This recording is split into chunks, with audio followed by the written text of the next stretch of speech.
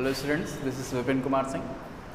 आज का टॉपिक है मैटर एंड इट्स कंपोजिशन। ये क्लास 6, 7, 8, 9 सारी क्लासों में लगभग होता है। मैटर और इट्स कंपोजिशन में सबसे पहले बात करते हैं मैटर की क्या होती है। छोटा टॉपिक है, छोटे क्लास का टॉपिक है, तो धीरे धीरे समझिए, बहुत आसान तरीके से समझिए, शायद समझ में आए। जो चीज़ वॉल्यूम और स्पेस एक्यूपाई करेगी उसको मैटर बोलेंगे, वॉल्यूम और मास, सॉरी। तो एनीथिंग विच एक्यूपाई स्पेस मतलब वॉल्यूम एंड मास, ठीक है, उसको हम बोलेंगे मैटर। यानी दुनिया में कोई भी चीज़ जिसमें वॉल्यूम होता है, जिसका वॉल्यूम होता है, जिसमें मास होता है, उसको हम मैटर कहते हैं। मैटर दो चीज़ों से मिलके बना होता है, या तो एटम से मिलके बना होगा और या मॉलिक्यूल से मिलके बना होता है। अब जैसे गोल्ड है, तो गोल्ड एक मैटर है। गोल्ड आप लाओगे, उसका मास होगा, उसका वॉल्यूम होगा, तो उसमें बहुत सारे गोल्ड के पार्टिकल होंगे। गोल्ड का सिंबल Au होता है, तो इसमें बहुत सारे गोल्ड के एटम होंगे। तो गोल्ड जो हो एक सब्सटेंस है जो कि Au से मिलके, Au क्या है? गोल्ड का एलिमेंट है, एक एटम है, तो बहुत सारे एटम मिलके गोल्ड के पार्टिकल्स को बनाते हैं। अब जैसे वाटर की बात करें, तो वाटर भी एक मैटर है, लिक्विड है। तो वाटर में क्या होगा कि वाटर के बहुत सारे मॉलिक्यूल, आप समझते हो H2O, बहुत सारे मॉलिक्यूल वाटर के एक मैटर को बनाएंगे। यानी मैटर एटम से भी मिलके बना होता है और मॉलिक्यूल से भी मिलके बना होता है। जो सबसे छोटा सब्सटेंस होता है, या जो सबसे छोटा सब्सटेंस होता है, उसको हम बोलते हैं एटम। कई सारे एटम मिलकर, एक जैसे एटम या डिफरेंट एटम मिलकर मॉलिक्यूल बनाते हैं। जैसे ये एक मॉलिक्यूल है ऑक्सीजन का, ये एक मॉलिक्यूल है नाइट्रोजन का, ये एक मॉलिक्यूल है ओजोन का, ये एक मॉलिक्यूल है क्लोरीन का, ये एक मॉलिक्यूल है हाइड्रोजन का। तो ये सेम एटम है। इसमें आप बात करते हैं डिफरेंट एटम जब मिलके मॉलिक्यूल बनाते हैं, जैसे वाटर एक मॉलिक्यूल है, इसमें हाइड्रोजन और ऑक्सीजन दो एटम, डिफरेंट टाइप के एटम हैं। इसमें कार्बन और ऑक्सीजन दो डिफरेंट टाइप के एटम मिलकर कार्बन डाइऑक्साइड बनाते हैं। जैसे ग्लूकोज में C6H12O6, तो इसमें 3 टाइप के एटम मिलकर ग्लूकोज मॉलिक्यूल को बनाते हैं। C12H22O11, जो हम चीनी खाते हैं, सुक्रोज बोलते हैं, शुगर बोलते हैं, उसमें भी 3 डिफरेंट टाइप के एटम मिलकर मॉलिक्यूल को बनाते हैं। H2SO4 एक एसिड होता है, ये भी एक मॉलिक्यूल है, इसमें भी 3 डिफरेंट टाइप के एटम मिलकर मॉलिक्यूल को बनाते हैं। HCl है, एसिटिक एसिड है, जो विनेगर में पाया जाता है, इसमें डिफरेंट टाइप के एटम मिलकर एक मॉलिक्यूल को बनाते हैं। तो ये लिक्विड फॉर्म में होते हैं, कुछ गैस फॉर्म में होते हैं, कुछ सॉलिड फॉर्म में होते हैं। तो वो तो मैटर का अलग पार्टिकल्स है, मैटर के टाइप्स होते हैं। यहाँ पे हम ये बता सकते हैं कि मैटर जो होता है डिफरेंट एटम्स या डिफरेंट मॉलिक्यूल से मिलके बना होता है। एटम जो होता है मैटर का सबसे छोटा या स्मॉलेस्ट पार्टिकल जो होता है वो एटम होता है। यहाँ पे मैटर के किन्हीं 2 मॉलिक्यूल के बीच की जो डिस्टेंस, पहले मैटर के हम टाइप्स कर लें। मैटर जो होता है 3 पार्ट में डिवाइड है, एक सॉलिड, एक लिक्विड और एक गैस। प्लाज्मा भी होता है, तो प्लाज्मा के बारे में भी हम बात नहीं करेंगे। तो सॉलिड में क्या होता है कि जो एटम या मॉलिक्यूल होंगे बहुत पास होंगे, आपस में एकदम बिल्कुल बंधे होंगे, एक दूसरे से चिपके होंगे एक दूसरे से। लिक्विड में थोड़ा मॉलिक्यूल क्या होंगे या एटम क्या होंगे, थोड़ा डिस्टेंस पे होंगे,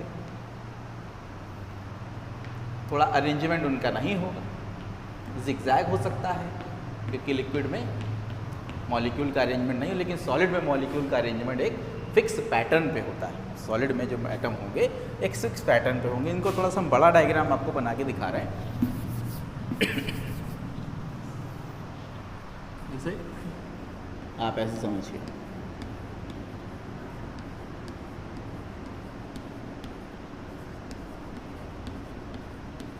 यहाँ पे एक डेफिनेट अरेंजमेंट में है। सॉलिड में एटम या पार्टिकल जो भी हैं, एटम या मॉलिक्यूल जो भी हैं, डेफिनेट पैटर्न पे अरेंज हैं। लिक्विड में क्या है, डेफिनेट पैटर्न नहीं होता है, कैसे भी ऐसे अरेंज होते हैं यहाँ पे। गैस में यही एटम दूर दूर होते हैं।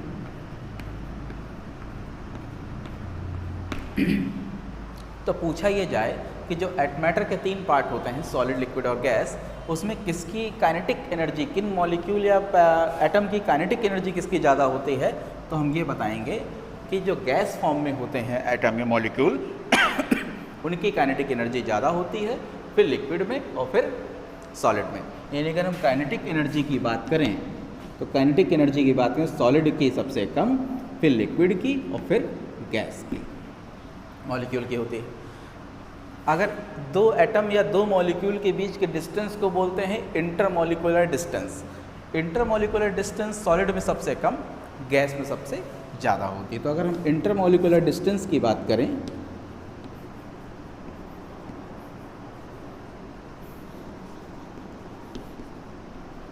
तो इंटरमॉलिक्यूलर डिस्टेंस सबसे ज़्यादा कहाँ होगी, गैस में, उससे कम कहाँ होगी, लिक्विड में, और सबसे कम कहाँ होगी, सॉलिड में। सॉलिड भी डिफरेंट टाइप के होते हैं।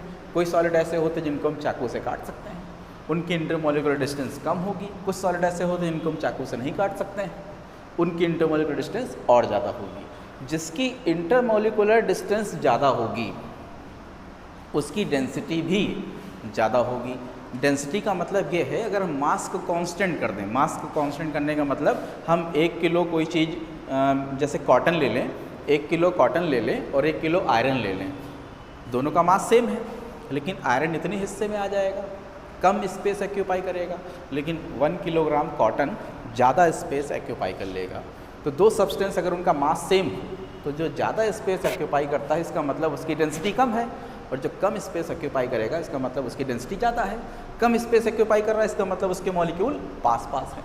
तो जिनके इंटरमॉलिक्यूलर डिस्टेंस कम होती है उनकी डेंसिटी ज़्यादा होती है। तो डेंसिटी की अगर हम बात करते हैं तो डेंसिटी सबसे ज़्यादा किसकी होती है, सॉलिड, फिर लिक्विड और फिर गैस।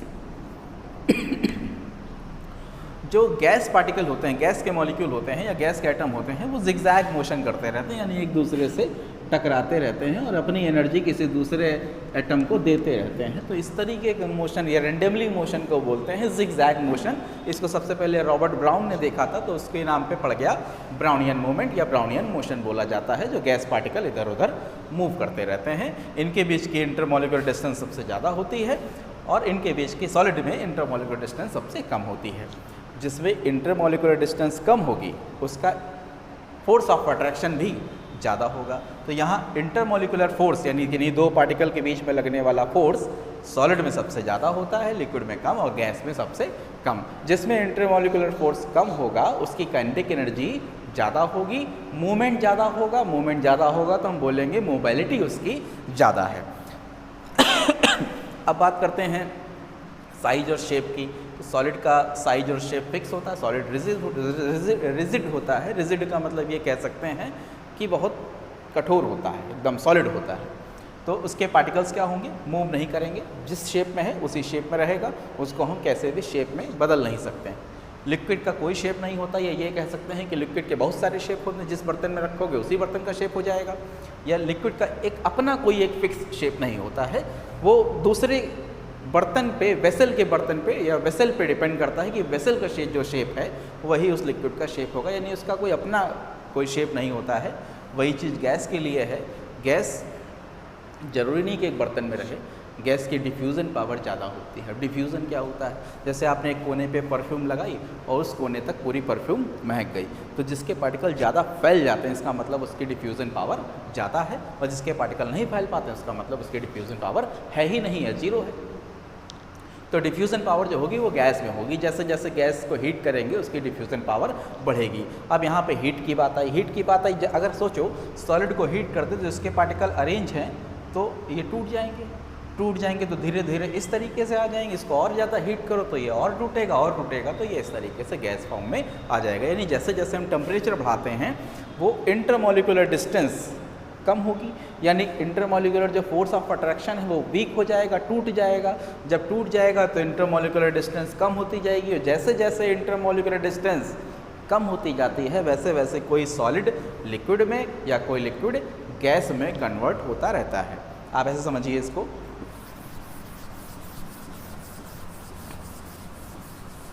ये नोट तो कर ही लिया होगा आप लोगों ने, आप तो समझदार लोग।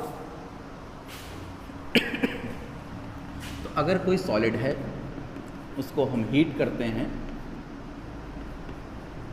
तो किसमें चेंज होता है? लिक्विड। टेम्परेचर दे के किसी सॉलिड को लिक्विड में चेंज करने को बोलते हैं मेल्टिंग। यानी हमने उस लिक्विड सॉलिड को क्या किया? मेल्ट कर दिया, गला दिया, यानी उस सॉलिड यानी उसके जो पार्टिकल अरेंज थे उनको डिसऑर्डर में ला दिया मैंने, लिक्विड हो गया। लिक्विड को जब हीट करेंगे तो वो चेंज हो जाएगा गैस फॉर्म में। इस फिनोमेना को बोलते हैं, लिक्विड को गैस में बोलते हैं बॉइलिंग। तो बॉयल करके गैस में चेंज कर दिया। जब किसी गैस को लिक्विड में चेंज करा जाता है तब इसको बोलते हैं कंडेंसेशन। और जब किसी लिक्विड को सॉलिड में चेंज किया जाता है तो इसको बोलते हैं फ्रीजिंग। तो जब कोई लिक्विड सॉलिड में कन्वर्ट होगा इसका मतलब वो हीट देगा। तो फ्रीजिंग एक तरीके का क्या है? एक्सोथर्मिक फिनोमिना है। एक्सोथर्मिक का मतलब जब कोई ऐसी केमिकल चेंज या ऐसी कोई रिएक्शन हो रही हो जिसमें हीट लिबरेट हो रही हो, हीट निकल रही हो, उसको बोल एग्जिट से आया एक्सोथर्मिक। एक्सोथर्मिक का मतलब जब लिक्विड सॉलिड में कन्वर्ट होगा, क्योंकि सॉलिड जब लिक्विड में चेंज हुआ था तो उसने हीट ली थी। अब जब लिक्विड सॉलिड में कन्वर्ट होगा तो वो हीट लिबरेट करेगा, यानी एक्सोथर्मिक रिएक्शन है।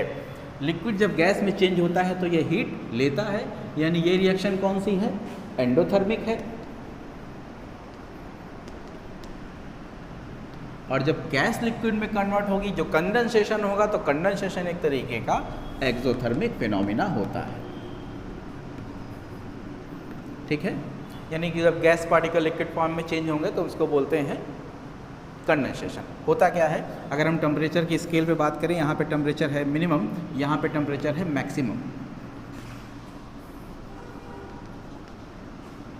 टेम्परेचर स्केल है तो यहाँ पे जब मैक्सिमम टेम्परेचर, इसका मतलब यहाँ गैस होगी, गैस पार्टिकल होंगे। फिर धीरे धीरे जब टेम्परेचर आप कम करते रहेंगे तो यहाँ पे लिक्विड आएगा, और जब और कम कर देंगे तो यहाँ पे सॉलिड फॉर्म में वही सब्सटेंस चेंज हो जाएगा। अलग अलग सब्सटेंस, अलग अलग मटेरियल के लिए ये टेम्परेचर डिफरेंट डिफरेंट होता है। अगर हम वाटर की बात करें तो वाटर जो 100 डिग्री के बाद 100 डिग्री से ये गैस फॉर्म में चेंज होने लगेगा, और 0 डिग्री के बाद ये लिक्विड फॉर्म में चेंज होने लगेगा। यानी वाटर की जो लिक्विड रेंज है 0 डिग्री से 100 डिग्री के बीच में होती है। 0 डिग्री से 100 डिग्री के बीच में रहेगा तो वाटर लिक्विड स्टेट में रहेगा। 0 डिग्री से कम रहेगा तो वो सॉलिड स्टेट में रहेगा, और 100 डिग्री से ऊपर रहेगा तो वेपर फॉर्म में यानी गैस स्टेट में रहता है। तो ये कुछ सॉलिड लिक्विड गैस के बारे में आप सीख गए।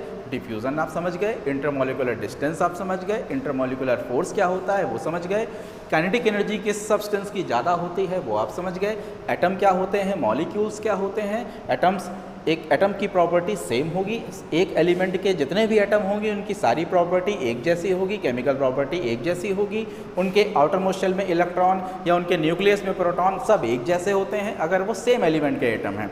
मतलब कार्बन के एटम जितने भी होंगे सब एक जैसे होंगे, ऑक्सीजन के जितने एटम होंगे सब एक जैसे होंगे, लेकिन ऑक्सीजन के एटम और कार्बन के एटम डिफरेंट डिफरेंट होंगे। ऑक्सीजन का एटम, कार्बन का एटम ऑक्सीजन के एटम में 8 इलेक्ट्रॉन, कार्बन के एटम में 6 इलेक्ट्रॉन। तो इनका weight, mass, chemical property, physical property, electronegativity, ionization enthalpy, बहुत सी अलग अलग चीज़ें हैं, सब डिफरेंट डिफरेंट होंगी। तो उम्मीद है आपको क्लास 6, 7, 8